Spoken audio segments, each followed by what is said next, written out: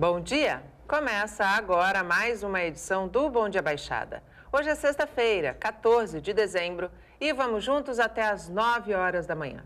Hoje é dia de agenda do Porto e vamos debater os principais assuntos que movimentam o setor portuário.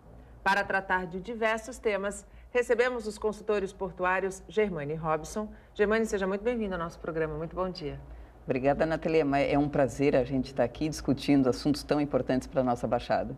E também Wagner Pereira, consultor portuário. Wagner, seja muito bem-vindo ao nosso programa. Muito bom dia. Bom dia, Nathalie. Bom dia, Germane. Bom dia aos telespectadores. É um prazer poder estar aqui falando sobre a nossa joia, né? Sem dúvida. Ativo tão importante para a nossa economia de toda a região. E você também pode participar do nosso programa, fazer a sua pergunta para os nossos convidados, através do nosso WhatsApp, que é o 13 98877 9496, ou pela nossa fanpage no Facebook, onde já estamos simultaneamente ao vivo.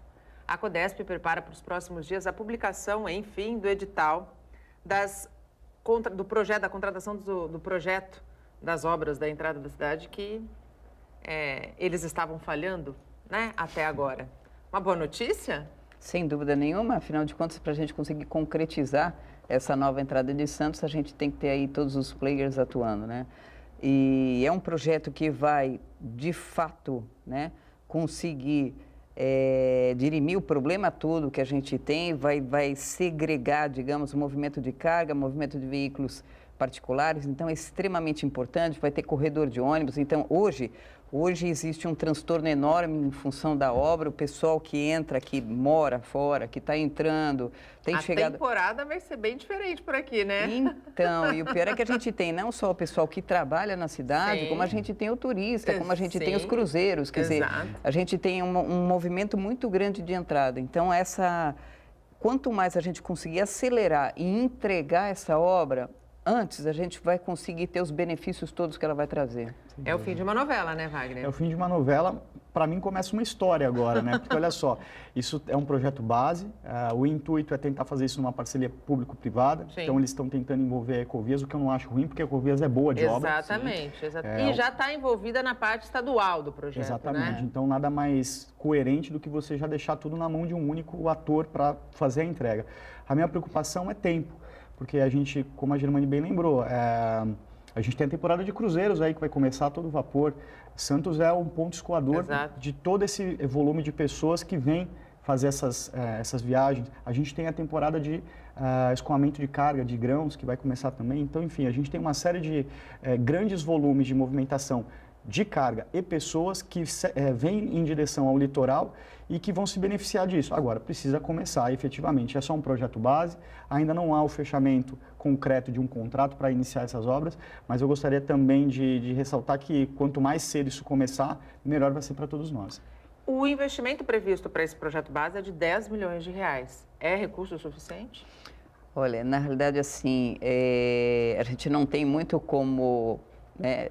analisar essa questão dos números, porque na realidade a gente precisaria efetivamente num projeto real para poder efetivamente estar discutindo.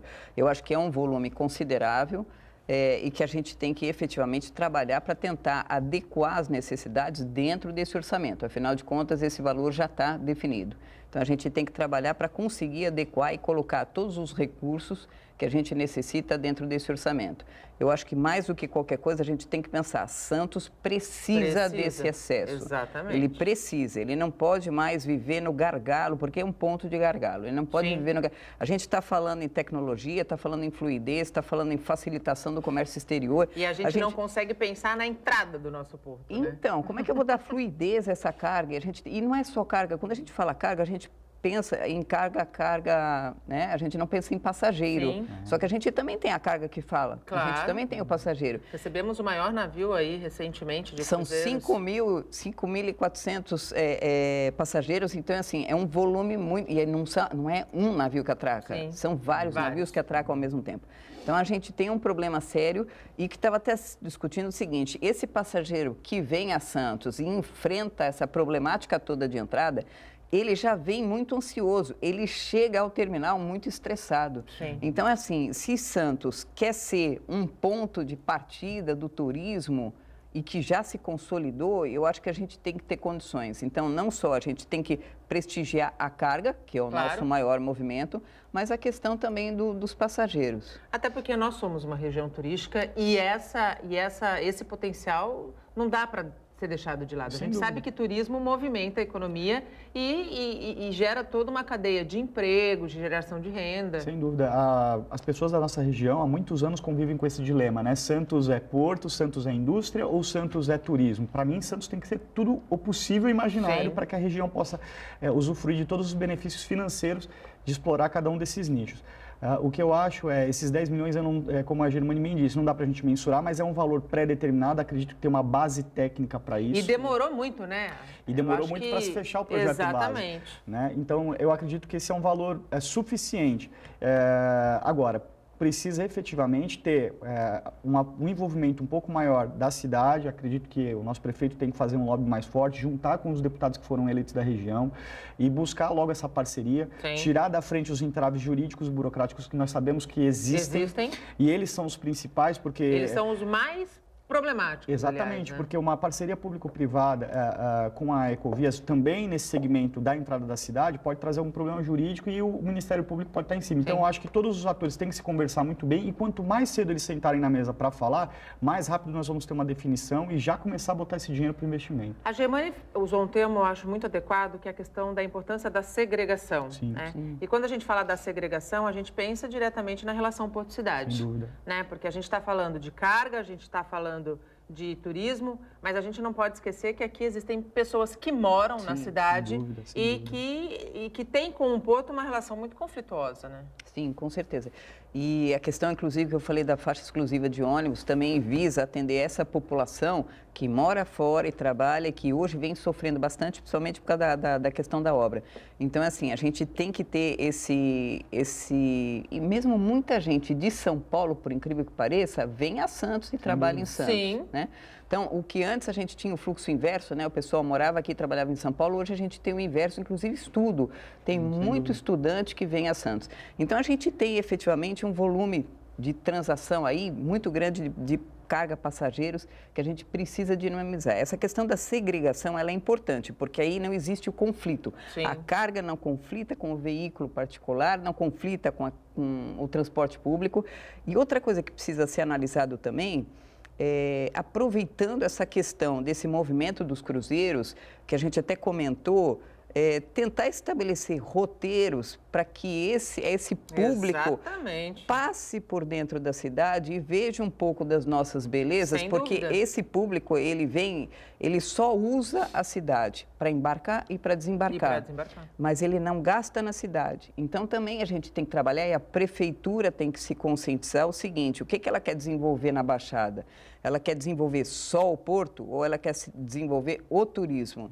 E tem que começar a se pensar dessa forma. Então, assim, não só a questão da segregação, mas os roteiros, por onde passa esse tipo de público, ele pode trazer um valor para a cidade muito grande. Sim, para a cidade, e eu vou além, para a região, porque assim, a gente tem Santos, se a gente tem um roteiro estabelecido, a gente pode, de repente, ficar um pouco em Santos, atravessar e comer no Guarujá, e aí conhecer essas belezas, e a gente sabe que a propaganda boca a boca ainda é o melhor negócio.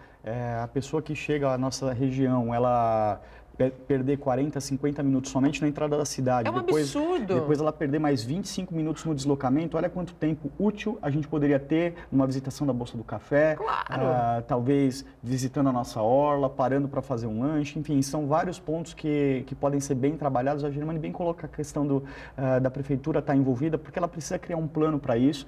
Mas é óbvio, se nós não tivermos esses investimentos e essa entrada de Santos segregada, a gente vai continuar falando do que poderia ser, né? Sim. Então, é muito importante a gente bater nessa tecla de que também a prefeitura, num primeiro passo, precisa agora agregar e aglutinar todos os atores para que a gente possa ter esse projeto saindo do papel. Por outro lado, se essa é uma boa notícia, nós tivemos uma má notícia com relação às obras da perimetral que deveriam ser entregues no final deste mês e que agora tem um novo cronograma. E não é nem para o ano que vem, é para meados de 2020. E é uma região extremamente conflituosa. A pergunta é, como um cronograma sai tão fora do prazo. Exato, na saiu realidade, muito da curva. então, e não é assim, cronograma é alguma coisa, para quem não tem o hábito, a gente acompanha ele mês a mês. Então, assim, não é alguma coisa que você descobriu agora, nossa, o que está acontecendo? Quer dizer, isso já vem sendo descoberto, a pessoa que está, ou a empresa que está controlando já descobriu isso há muito tempo. Então, assim, o que a gente toma os sustos é como é que vem uma notícia dessas. Como é que vem uma notícia dessas? Exatamente no mês do prazo da entrega, né? Pois é. Então, não tem nem o que falar. Cadê o gerente do projeto, né? Sim. É engraçado isso, porque veja bem, os contratos eles são firmados quando a gente vai fazer um projeto desse de grande monta e você tem todos os marcos que a gente chama para as entregas e você também tem as penalidades, né, Germânia? Exatamente. Você me entregou, agora, além do prazo, e o custo? Quanto isso vai custar a Quanto mais? isso vai custar? Na minha opinião, isso deveria ser cobrado da empresa contratada, porque se ela não conseguiu entregar, se ela não avisou e se ela não alertou dos pontos de problema, por contrato ela tem responsabilidade. Até porque ela deve estar recebendo. Não, Sem e depois dúvida. disso, se ela está com problemas de mão de obra, que acho que é um dos casos, se ela está com problemas de mão de obra, Que etc. absurdo, né? Mão de obra para obra na Baixada Santista, você tem problema de... Enfim, Exatamente. a partir do momento em que ela não consegue fazer a entrega, nessa hora tem que se parar esse contrato e se reanalisar o seguinte, se continua com essa empresa, Perfeito. porque esse buraco só Ou aumenta. ou se Perfeito. rompe, Perfeito. né? É O isso. contrato Então, e busca porque uma nova Isso tem empresa. contrato e projeto. Então, porque Exatamente. você ficar passando a mãozinha na cabeça e tentar tocar para frente uma coisa que não está saindo, na realidade, assim, você está prejudicando. Sem dúvida. Né? Então, também tem essa responsabilidade. Cadê essa responsabilidade? Cadê a responsabilidade? Onde está o fiscal, né? Porque quando você contrata, você define, numa gerência de projetos, é como você fazer uma obra na sua casa. Você tem lá um mestre de obras que você sabe que é aquele cara que você vai cobrar se ele não entregar seu banheiro, né? Então, assim, onde é que está essa pessoa do lado do contratante para fazer essa cobrança? Normalmente somos nós em casa, porque é o nosso dinheiro. Então a gente chega e cobra. Do lado de quem está investindo, cadê? Cadê a pessoa da Codesp que falou assim, olha só, tá errado isso aqui, vamos parar, como a Germânia falou. Vamos parar, vamos reavaliar, porque gente competente, capacitada lá dentro, a gente sabe que tem. Tem muito. Do ponto de vista de logística, o atraso dessa obra representa o quê para o Caio Santista? Olha, na realidade tem um impacto grande justamente nessa movimentação e fluidez da carga que a gente tanto fala. Então, assim, a gente está brigando muito para ter condições para que não haja os entraves, que não haja esse estrangulamento, esse congestionamento, ou momentos em que a gente tem esse maior congestionamento, a gente tem que conseguir sanar isso, porque a carga parada é veículo parado, é caminhão parado, isso tem um custo grande e muitas vezes pode... custo ambiental, inclusive, né? Então, um custo ambiental e mesmo um impacto com a cidade. A gente Sim. está falando dessa questão da convivência do porto com a cidade. Sim. Então, assim, a gente precisa dessas obras para melhorar essa convivência, porque isso interfere no nosso movimento dentro da cidade. De nada adianta a gente ter uma bela entrada da cidade se dentro da cidade a gente ainda tem conflito, Não tem. né? E olha só que barato, muitos veículos de passeio têm usado a perimetral como rota. Sim. Né? Eu mesmo uso Sim. Eu também, para alternativamente. fugir pra muitas fugir vezes do trânsito congestionamento, de dentro da exatamente. cidade. E aí olha que engraçado, você vai bem até onde as obras já foram feitas e quando você chega ali na altura da Citrosuco, você já percebe uma mudança drástica. Por quê? Porque a avenida perimetral ali onde fica a Libra, os outros terminais que estão por ali, os armazéns, tudo parado, porque você vê que está em obra. Mas, Exatamente. gente, pelo amor de Deus, a obra parece que não anda. Você não vê gente trabalhando. Aí eu me pergunto, porque está parado, que horas esses caras estão trabalhando? Sim. Isso aqui está um canteiro de obras a céu aberto. Alguém precisa fiscalizar, alguém precisa chegar lá e cobrar esses caras. Então, se a gente Esse alguém vê é que um Codesp, impacto. né? É Esse alguém é Codesp. A gente tem que deixar muito claro que, embora seja intrinsecamente o nosso dinheiro, né? Quem tem a responsabilidade de cobrar essa celeridade é a Companhia Docas do Estado de São Paulo. E é uma rota ali, um ponto que seria fundamental já estar pronto para que quando a obra na entrada da cidade fique finalizada, a gente Você não tem o problema interno. Exatamente, pois que não faz sentido. Não né? faz sentido nenhum. A gente consegue resolver um problema de entrada, mas não consegue resolver um problema interno que já gera um conflito há muito tempo. E é antigo. É antigo. É antigo. Exato. E Cuja solução essa questão do relacionamento fica muito abalada, né? Porque as pessoas, elas costumam ver esse tipo de conflito de uma forma muito ruim, né? O porto está atrapalhando o nosso ir e vir, né? Exatamente. Quando, na verdade, a gente sabe que ali é uma rota importante que pode beneficiar muita gente, não só a carga, mas também as pessoas. Sim. Outro projeto que foi, enfim, concluído foi o da Ligação Seca Santos-Guarujá. Outra obra que também é histórica, demorou aí, foi anunciado pelo então governador Márcio França, ele conseguiu, enfim, concluir esse projeto. Do ponto de vista do Porto de Santos, ter esta obra concluída significa o quê?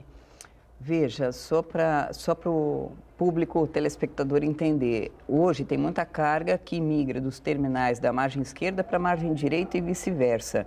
E hoje eles têm que dar a volta lá por Cubatão. Vocês imaginam o custo que isso é do transporte rodoviário, tá? Na medida em que eu consigo fazer esse translado direto, eu vou ter uma economia substancial. Então, essa ligação, ela é imprescindível, porque eu tenho carga circulando entre essas duas margens. Então, eu preciso viabilizar isso. Essa ligação, ela é importantíssima. Não é tratado com a devida importância. Sim. Eu acho que tanta brincadeira do que é mais bonito fazer, mas, na realidade, é uma grande solução. Não só isso, como a questão de moradia também. Sim. Porque hoje você tem uma população que vive do outro lado e que trabalha desse lado. Sim. Então, assim, a gente precisa, essa ligação, ela é primordial. O que se gasta de custo de transporte para ir de uma margem para outra é inaceitável. Não, e qualidade de vida, meio ambiente, né? Você está falando de tirar milhares de veículos de um trajeto, emissão de poluentes. Ontem nós falávamos sobre isso com relação à sustentabilidade do nosso porto, da nossa cidade. Nós precisamos ficar mais conscientes. É uma obra imprescindível, uma obra de muitos anos. Meu pai, quando era criança, já escutava falar dessa obra. É um projeto, precisamos que saia do papel. Não só esse ponto, mas acho também que a questão da hidrovia é muito importante. Eu ia comentar isso. Né? Porque a hidrovia, ela é um complemento, na verdade, né? Esses dois componentes, eu acho, Germani, vão fazer com que a gente dê um salto de qualidade enorme, principalmente na relação porto-cidade.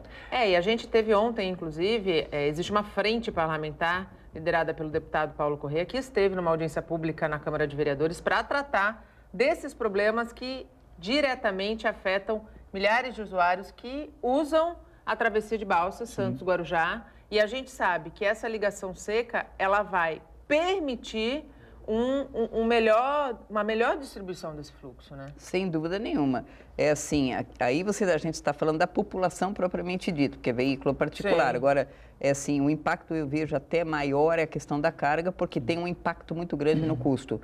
Então, a gente precisa tocar para frente. A questão da hidrovia também é importantíssima. Infelizmente, hidrovia eu acho que é mais complexo, porque falta regulamentação. A gente tem que estabelecer muita coisa, e mesmo como operacionalizar, quais são os terminais, como é que isso daí vai funcionar, o conflito entre a mercadoria de comércio exterior e essa mercadoria interna. Então, assim, tem muita coisa ainda a ser colocada no papel e ser regulamentada. A gente vai precisar de regulamentação para isso. Então, isso já começa a me dar uma angústia, porque quando a gente fala de vai precisar de regulamentação, a gente está falando de anos. Depende da celeridade dos órgãos, e aí cabe a gente efetivamente batalhar por isso. Então, não adianta a gente fazer vistas grossas e dizer o seguinte: não, eu vou colocar o projeto da hidrovia, ele é factível, ele é necessário, Sim. mas ele necessita dos órgãos envolvidos atuando e decidindo. Então, por exemplo, não dá para eu definir uma via sem que, por exemplo, tenha a Receita Federal envolvida no processo. Claro. Ela tem que vir, ela tem que regulamentar, porque se eu vou passar a carga por terminais alfandegados, ok, como é que eu vou fazer isso? Eu preciso de regulamentação para isso. E nós já estamos atrasados, né? Porque, Muito. por exemplo, Paranaguá já faz processo de Pois barcaça. Então a gente pode copiar um pouquinho, e né? Mas aí tem que a sair pergunta do que não quer papel. calar. Gente, tem modelo, tem exemplo que já deu E certo. no exterior tem muito modelo. Então, eu acho que a gente está amadurecendo, muita coisa a gente está amadurecendo ainda. Infelizmente, o Brasil está bem atrasado. Mas, de qualquer maneira, é bom que a gente já tenha isso, né, como prioridade para discussão. Por quê? Porque é uma grande solução. Eu escuto várias vertentes, e aí tem que ter estudos mais detalhados, do tipo, questão de movimentação de carga por cabotagem aqui, não tem, o custo é muito alto. Eu já escutei isso daí. Para você fazer esses tombamentos que eles citam, né? O custo é muito alto para fazer isso, é preferível que você venha com o caminhão até a porta do terminal. Então, são situações que, de repente, tem que ter estudos mais aprofundados para demonstrar a viabilidade, que eu acho que isso é uma coisa que está faltando, a gente conseguir, de fato, demonstrar essa viabilidade e contestar essas situações negativas que estão sendo colocadas. Eu acho que a gente tem que contestar essas situações e, por outro lado, trazer os órgãos que participam desse processo para que eles venham e estabeleçam as regras e que regulamentem essa operação. E rápido, né? Rápido, e até porque os mais impactados são as pessoas que mais necessitam de usar o sistema, né? Você vê, tem pessoas que para vir de Guarujá para cá pegam 2 conduções, saem de casa, vão para a balsa e algumas até 3 conduções. Então, assim, é humanamente impossível a pessoa ter uma qualidade de vida e chegar plenamente satisfeita ao seu local de trabalho, fazendo uma jornada como se faz. Você tem Hoje você precisa sair mais ou menos 1h30 antes de casa. Então imagina, uma pessoa que tem que estar às 8 aqui desse lado, às vezes tem que sair 5h30, 6 horas no máximo de casa, senão ela não chega. Exatamente. Então a gente está falando de uma obra muito importante. E a gente está falando de um curto espaço, né? A gente está falando de uma obra muito importante. Eu ainda não consegui ver quem são os atores que vão financiar o projeto, porque não me parece claro. Outra vez se fala da Ecovias. Da Ecovias. Porque é que está mais aqui, né? Já faz a administração do Rodanel, da questão da Imigrantes. Então a gente precisa também pensar nisso, como vai ser, quem vão ser os investidores. E tomara que seja por PPP, porque daí a gente sabe que a celeridade tende a ser maior, né? Aí precisamos que 2019, na minha opinião, essas questões estruturais de Santos, elas não estarão resolvidas em 2019. 2019 será um ano de preparação para que esses grandes projetos se iniciem. Mas eu gostaria muito de ver as empresas contratadas e fincando já as primeiras estacas para que a gente efetivamente, em 2020, comece um projeto grande, né? Quem sabe eu esteja queimando minha língua. Aí eu vou colocar mais uma pitadinha aí. Além de tudo isso que a gente já discutiu, acho que a gente teria que rever também a questão de transporte de passageiros, o trem de passageiros. Sim. Trem de passageiros. Isso para mim é um grande ponto de interrogação, porque o nosso VLT poderia chegar hoje em Cubatão e fazer uma baldeação que já tem, né? Pronto. Não só isso, mesmo com relação à questão de São Paulo, por exemplo, a questão dos cruzeiros, Sim. Se essa população que chega aqui, esses passageiros que chegam através de ônibus, muitos vêm através de ônibus, ou até veículos particulares, se eles pudessem vir através de trens... Nossa, seria fantástico. Nossa, seria fantástico. Aí a gente não teria o problema do passageiro estressado no terminal. Não, e ainda teria um passageiro feliz. Germani, porque é uma linha que existe, né? Exatamente. Existe. Só foi desativada. Exato. E é uma linha linda. Então, eu acho que aí cabe um investimento aí e com retorno. Tudo bem que você vai falar assim, mas a questão de navios de passageiro é sazonal. Por que sazonal também? É outra dúvida. Por Quem disse que a gente não pode ter cruzeiros o ano inteiro passando por aqui? Nós não temos inverno, literalmente. Nós não temos inverno. E tem muita gente que hoje curte cruzeiros de inverno fora do país. Sim. Então é assim, eu acho que tem que atrair, se a gente conseguir estabelecer, digamos, uma demanda ao longo do ano, a gente consegue viabilizar a questão do trem de passageiros com certeza. Não, e seria fantástico. Você tem trajetos lindíssimos, você tem cidades que vivem do trem, do turismo de trem. Exatamente. É algo gostoso, que me remete à infância. Sim. Então, assim, seria muito importante você criar um nicho maior, a pessoa vem de São Paulo, vem descendo a serra, olhando aquela natureza. A viagem começa literalmente a partir do momento do embarque, né? Então, veja bem, sem dúvida, você lembrou de uma coisa importantíssima, Germana. A gente tem um potencial, e aí eu acho que as questões nefastas que cuidaram da nossa política durante muito tempo esconderam algumas maravilhas que a gente já tinha pronto, né? Por exemplo, quase que mataram o trem, né? A gente não usa mais, então é muito importante a gente resgatar isso também. Mas aí é uma decisão de governo. Sim. É uma definição de governo, a questão da matriz de transporte. Por quê? E o pior é que a gente corre risco, né? Sim, muito. Muito risco. Acho que nesse caso nós estamos até melhor, porque é estadual, né? A gente não depende do governo federal para isso, porque a linha já existe, é uma questão de definição de matriz de transporte, pode vir do municipal e tomar uma ação. Tomara que o Dória... E menos sujeito a greves, a interrupções, e né? etc. Sem dúvida nenhuma. A gente vai deixar um pouquinho de ser refém. O Bom Dia Baixada vai para um rápido intervalo. Não sai daí, até já. Estamos de volta e abrimos espaço para as notícias que são da nossa região. A partir de 2019, e seguindo uma tendência de outras cidades da região, Santos vai permitir que a Guarda Municipal porte armas de fogo. O repórter Fabiano Roma foi às ruas para saber o que a população acha da medida. Os guardas municipais de Santos vão usar armas de fogo. Pode ser que por qualquer motivo vão sair atirando à torta e à direito, né? Então, eles estão muito bem assim, eu acho. Não precisa de arma? Eu acredito que não. Atualmente, os guardas municipais utilizam cacetetes e armas de choque elétrico. Segundo a Prefeitura, o curso de manuseio de armas de fogo vai começar em março de 2019. Alguns agentes já se preparam com o acompanhamento psicológico. O processo de aquisição das pistolas e munições já está em fase final. A ideia é começar armando 50 guardas e depois mais 50. A medida tem como base o Estatuto Geral das Guardas Municipais, que foi instituído por uma lei federal. Na nossa região, os municípios de Itanhaém, Praia Grande e Bertioga já têm guardas municipais que trabalham com armas de fogo. Por aqui, os agentes com pistolas devem começar a atuar só em 2019. Desde que sejam bem treinados, eu acho justo. Tem que ter, porque senão vai proteger a gente como? Contra bandido, não tem jeito. Que nem o nosso futuro presidente fala, a violência tem que ser atacada com violência, não tem jeito. Eu acho que é bom, né? Porque é mais uma forma da população se sentir mais segura em relação a assaltos, principalmente nessa época do ano, onde a nossa cidade é muito procurada por turistas. É mais uma forma da gente se assegurar, né? De ter uma segurança. Eu sou super a favor de que eles andem armados. Certamente, armar a guarda é uma decisão bastante séria. É preciso treinamento, sem dúvida. Mas hoje a gente sabe que a Guarda Municipal é muito mais do que uma defensora do patrimônio público. Já se transformou em uma parceira da segurança pública. Eu só não concordo com o que disse um dos entrevistados. A gente não tem que combater a violência com a violência. Nós temos que combater a violência com prevenção e educação. E em tempos de crise, uma boa opção para presentear neste Natal são os produtos feitos com as próprias mãos. Você vai conhecer agora um pouco do que é produzido no projeto Bangalô Cultural, em Santos.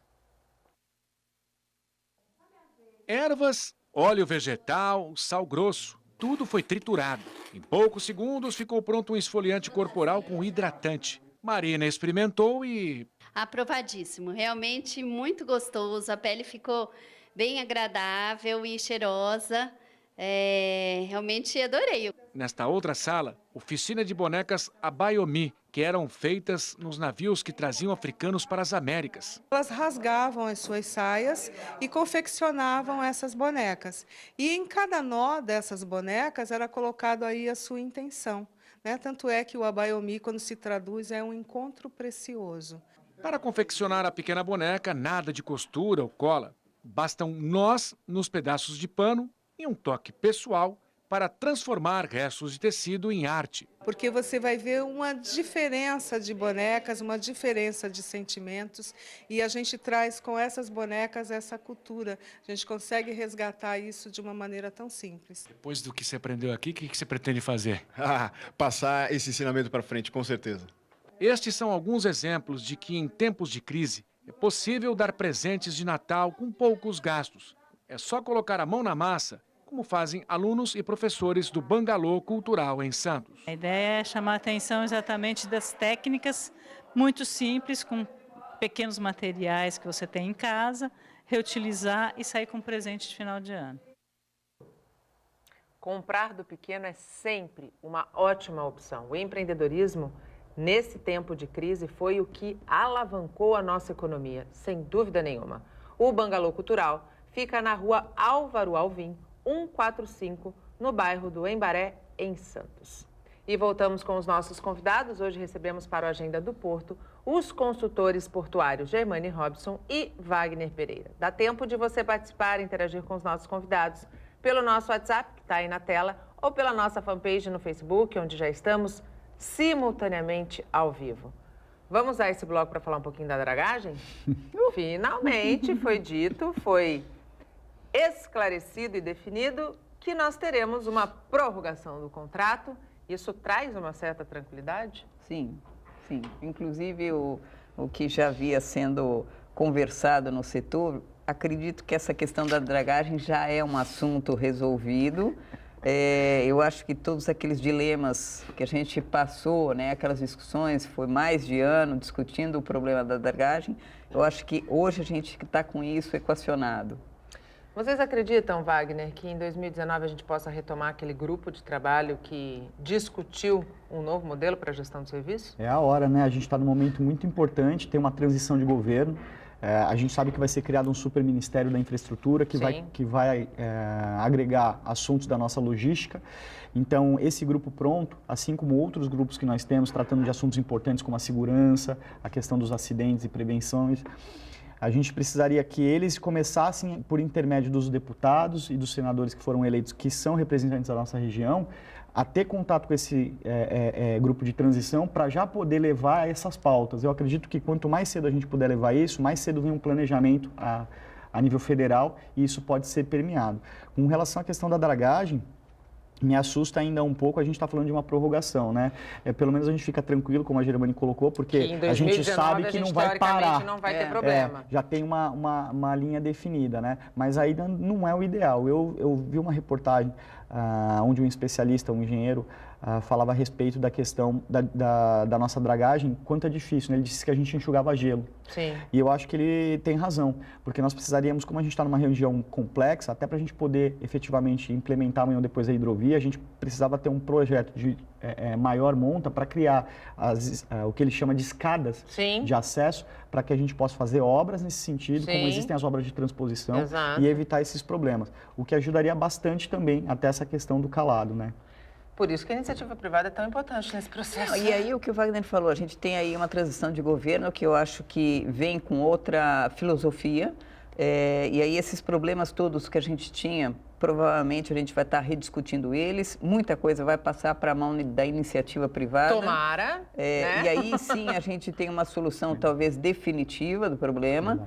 E depois disso, assim, eu acho que a gente tem que ter esse processo rodando, que seja por uma empresa que vai ter o fim lucrativo dela, que tem que ter, mas que entregue o serviço. Sim. O nosso problema, não adianta a gente achar que determinados serviços têm que ser providos pelo Estado, pelo governo, pelo Estado, e na realidade eles acabam não tendo a solução necessária. Eles não têm fôlego nem gatilho para isso, né? Então, e acaba, na realidade, impactando substancialmente, porque limita o tipo de navio que eu posso receber. Quer dizer, eu não consigo receber navios maiores que me dá uma produção, me dá uma redução de custo. Aumenta uma competitividade que é necessária para o Porto de Santos. Então, é assim, e depois disso a gente não tem aquelas situações em que de repente se descobre que agora, a partir de agora, não dá mais para, né? Então, eu acho que a gente tem que ter um conforto. Porque é aquilo que a gente fala, como é que o empresariado consegue operar se ele mesmo não tem as garantias para poder prestar o serviço dele? Segurança jurídica, né? Segurança jurídica. E se a gente não tem ainda uma solução definitiva para a questão da dragagem, que pelo menos a paliativa, que depois que eu vi essa reportagem, eu tenho certeza hoje que a dragagem não é a nossa solução, mas é a que a gente usa para o momento. Que ela pelo menos tem uma segurança jurídica de saber que em 12 meses nós não vamos ter cancelamento de contrato, ou não vamos ter ninguém judicializando o assunto. Nenhum navio parado. Nenhum navio parado. Então, isso é muito importante. A gente fala de planejamento, comércio exterior, tudo é custo. Uma semana de navio parado, veja bem, recentemente, Germani, você postou uma coisa que eu achei fantástico no LinkedIn. Você colocou assim... Eu também gostei. Com relação do que adianta nós temos um porto tão comprometido com as operações, sendo que a gente teve o maior navio graneleiro que chegou à nossa região e ficou uma semana parado esperando a maré. Veja bem, gente, isso isso é inadmissível. Então, isso tudo, para o telespectador entender, reflete diretamente no custo Brasil. O custo Brasil nada mais é quando você vai pegar um produto na prateleira, ele está com valor. Ele está mais caro. Daqui a pouco você vai lá no outro dia, a gente ainda não está sentindo os efeitos da inflação, a gente até teve deflação, né, no último mês. Mas isso tudo influencia. Você pode não ter uma inflação generalizada, mas certamente você tem alguns produtos, principalmente os importados, que têm um custo. Que você fala assim, caramba, queria tanto usar esse aqui, mas não posso usar porque o preço está mais caro. É por conta desse tipo de problema. É o calado que está desassoreado, é o contrato de dragagem que não foi renovado. Então as mercadorias, elas sofrem um impacto quando elas chegam para o Brasil e quando elas vão chegar para você, que é o consumidor final. E aí o custo tem que ser repassado, né? Para minimizar o prejuízo. Na realidade, não tem como. E na realidade, é assim, o que a gente tem que ver não é só a questão do navio que espera, mas é a questão do navio que acaba desistindo de atracar no Porto de Santos. Isso é pior então, ainda. o que acontece? Vai para outra rota, né? Até pela questão do tempo de espera que ele tem que ter, ele desiste dessa atracação, ele parte para um outro porto e ele leva esse valor para um outro porto. Santos perde esse valor. esse produto acaba tendo um custo adicional, porque ele vai ter que complementar com o transporte rodoviário para poder retornar, para poder ser entregue no destino dele. Então, assim, tem vários problemas, inúmeros problemas. A gente tem que garantir que o navio que chegou aqui, que ele atraque. E a gente tem que garantir que a gente consiga atrair esses navios para cá. Sem dúvida, porque a gente já está perdendo carga. Exatamente. O Bom Dia Baixada vai para mais um rápido intervalo. Não saia daí, até já. Estamos de volta e chegamos ao último bloco do nosso programa. Hoje recebemos para o Agenda do Porto os consultores portuários Germane Robson e Wagner Pereira. Ainda dá tempo de você participar, faltam 10 minutos para o fim do nosso programa, tempo suficiente para você interagir com os nossos convidados pelo nosso WhatsApp, que está aí na tela, ou pela nossa fanpage no Facebook, onde já estamos simultaneamente ao vivo desde as 8 horas da manhã.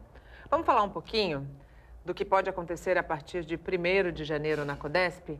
O Luiz Fernando Garcia, que esteve conosco aqui na semana passada, já tem seu destino certo, vai para o Porto de Paranaguá. Então, aquela expectativa de uma nova presidência já está concretizada. O que vocês esperam? Que venha uma pessoa com amplo conhecimento para efetivamente poder administrar esse que é o maior porto da América Latina. Então, hoje o que a gente espera é que venha efetivamente profissionalismo para cá, venha competência e profissionalismo e que a gente consiga tirar fora esse viés político que assola o nosso porto. Então, essa é uma grande expectativa. Eu vejo com muitos bons olhos, quer dizer, a gente tem muita expectativa, o povo, né, de uma maneira geral, tem muita expectativa positiva para frente, porque da maneira como a gente estava, não dava para continuar.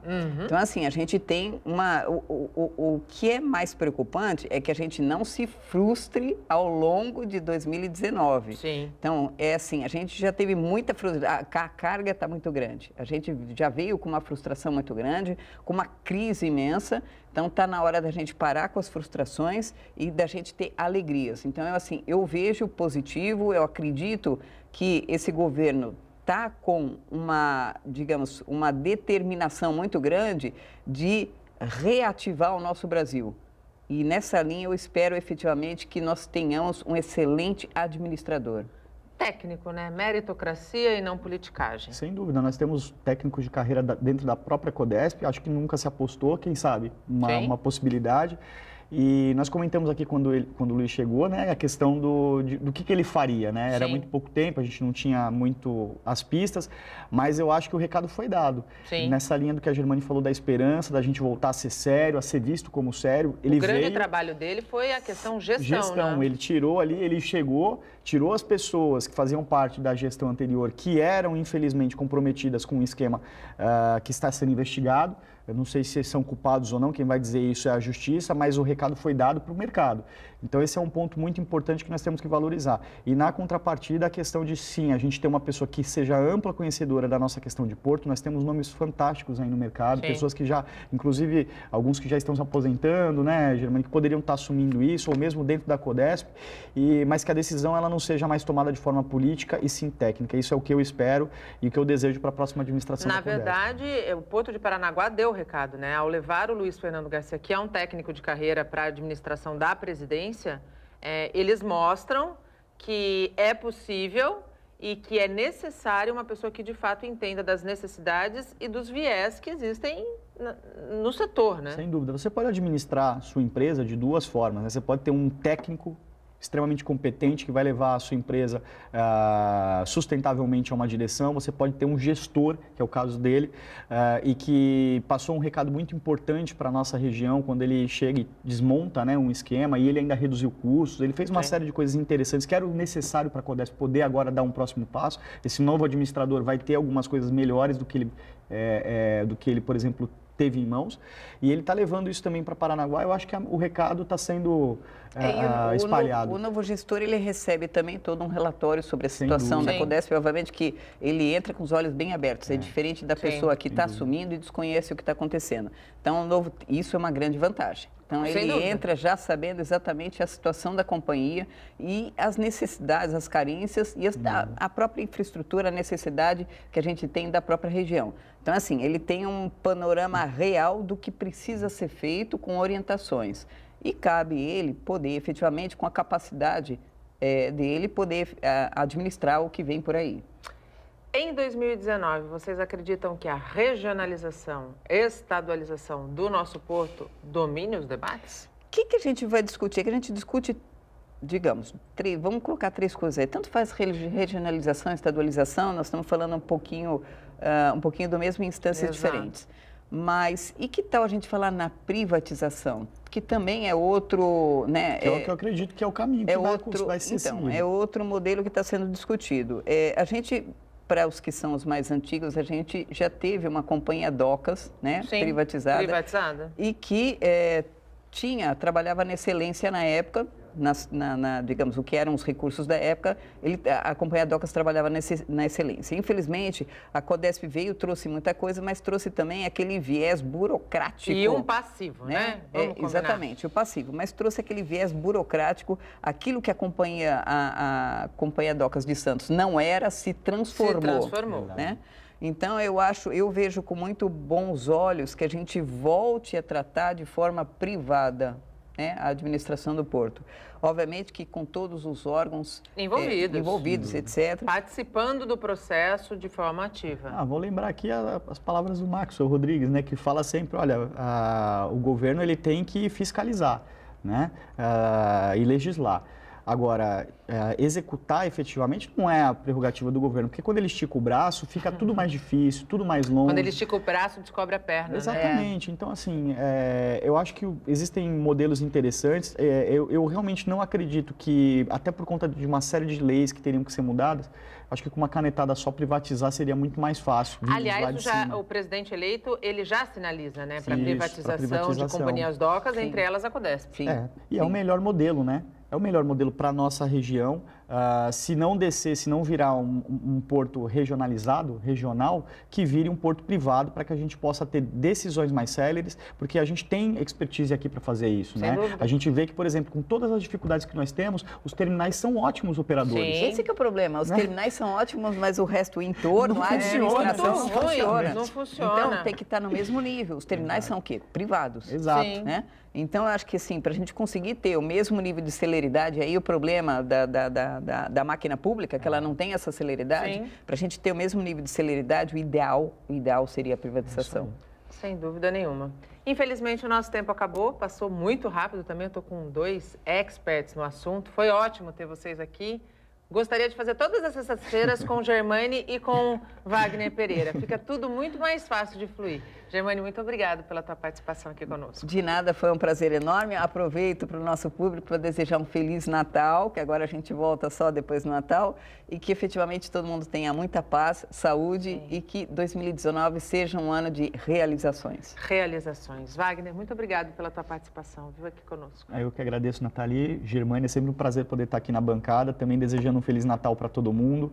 Espero que vocês tenham na mesa mais presença de espírito de todos que estejam presentes, né? Que isso é o mais importante, e boas entradas e boas festas e um 2019 de muitas realizações. É isso, paz, saúde, realização. O Bom Dia Baixada fica por aqui. Nós voltamos na segunda-feira com informação de qualidade, sempre de um jeito único. Durante todo o dia você pode ficar bem informado sobre tudo o que acontece na região e no mundo, acessando o Santa Portal. Bom fim de semana. Tchau!